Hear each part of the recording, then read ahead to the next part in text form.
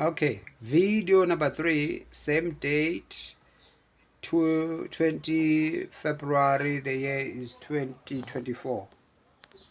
All right, so who is the Antichrist? I don't know. In Daniel chapter 7, he's described as a very dreadful figure, or rather kingdom. All right, but I want us to focus on he is number 11.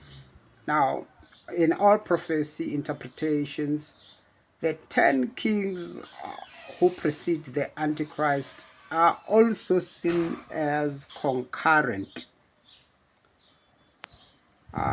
So therefore, the Antichrist is interpreted as somebody who comes up and uproots 3 of the concurrent kings as the 11th. All right. So there's no reason to dispute that.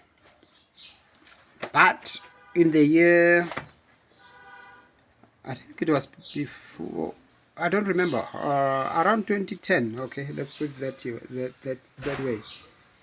Yeah, around 2011, an inspired thought was given to me.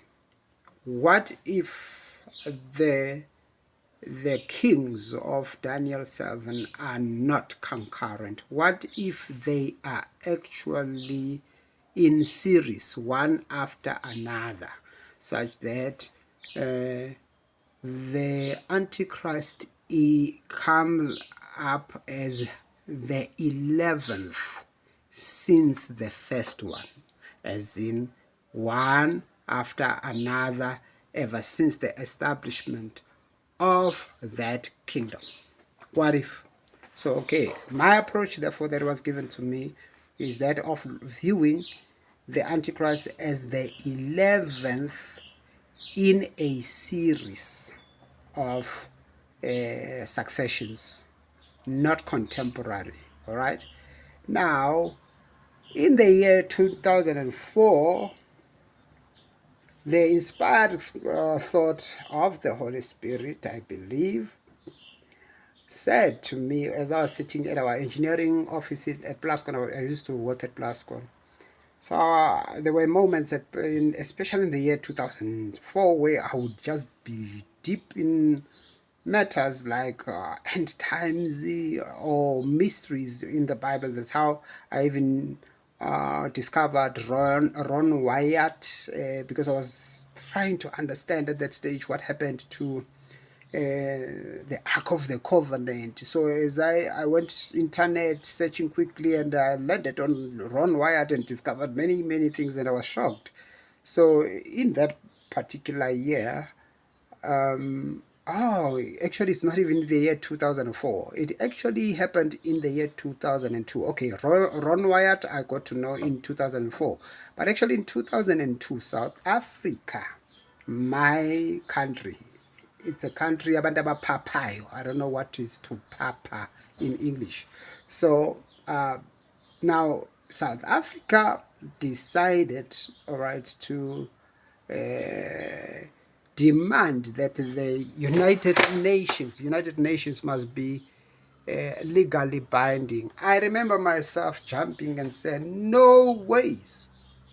If the UN becomes legally binding, that would make it the world government.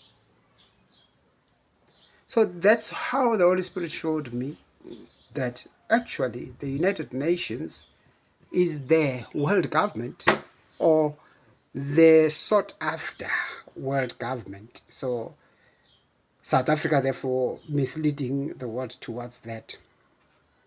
Sad, isn't it, that we are deceivers? But it's not the Zulu people who are deceivers, but South Africa is full of deceivers. All right, so it's fine. Now we have deceived the world towards the Antichrist. We are calling for what? Legally binding United Nations, which automatically becomes the world government. Immediately the UN must not be legally binding. We are sovereign countries. All right. It must keep to its mandate, which was supposed to be maintenance of peace, which we do not see in Africa seems to be maintenance of peace for white people to live happily, because they are the only people who are living happily and enjoying the fruits of the earth. So I guess the United Nations was built for their peace, because there's no peace here in South Africa. There are 700,000 dead black South Africans murdered since 1994. I don't think that's called peace. Anyway, let's leave it. I don't want to go to those matters. I'm just saying, South Africa, Yezi Papi, then who demanded that the UN becomes legally binding, that immediately said, whoa, that's becoming world government. Therefore, the Antichrist is going to come out of the United Nations. Now, United Nations. You can see that the United Nations from the onset was already a war against Christianity, and therefore aligning with Revelation 13, I think it's verse 7, where it says the first beast makes war with the saints. The United Nations has been at war with Christian values, all right? It's an immoral, wicked, evil institute which is pursuing worldly peace by compromising the truth of God. I don't subscribe to that. All right.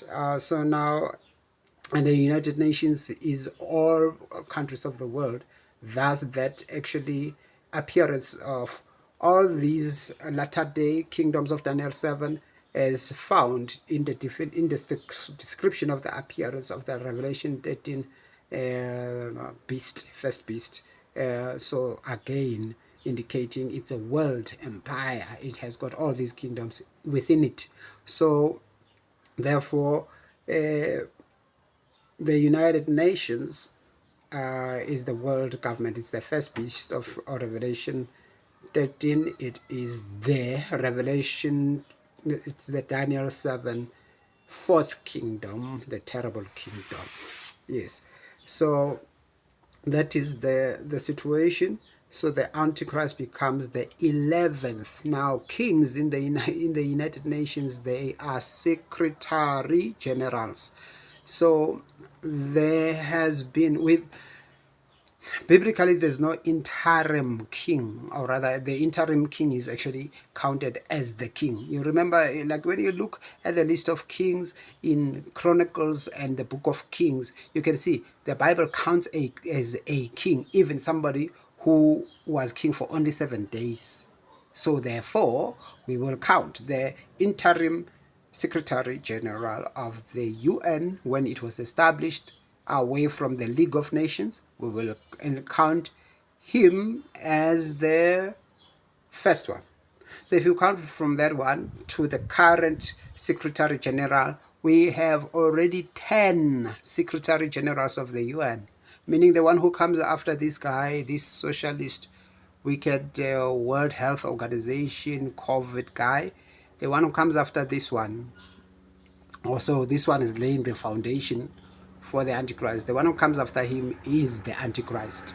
I think they know who the Antichrist is, because their language, whether they are WEF, whoever they are, is just Antichrist in every sense. So I think they know who the Antichrist is. So he's here.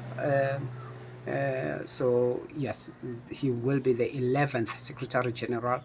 This current Secretary General, if he does not die, he will serve his second term up until 2025 December, isn't it? 2025, yeah, I think 2020, yeah, year 2025 December. So next year will be his final year on December, meaning the Antichrist will be with us as the Secretary General of the United Nations from what? From year 2026. All right. Oh, don't stress. You know the first 5 years of his term are wonderful. Peace, peace on earth, prosperity, wow, wow, wow, wow, wow. But okay, that's it. For the Christians, that five years is supposed to be when we are gathering a lot. Because the Great Tribulation comes immediately after. So it's like his first term is like the first 7 years of plenty in Egypt. So we're supposed to be gathering, but well, in Christian teachings of today, our people won't be gathering, trust me. They're going to be enjoying money and riding private jets, yachts as Christians and the likes. and being wonderfully blessed. And yeah, by the time the great tribulation arrives, they would be destroyed because they wouldn't have made themselves ready psychologically, spiritually, in every sense, to be ready for what is coming against Christians. Because in any case, Pentecostal Christians have told us we will be raptured before the great tribulation.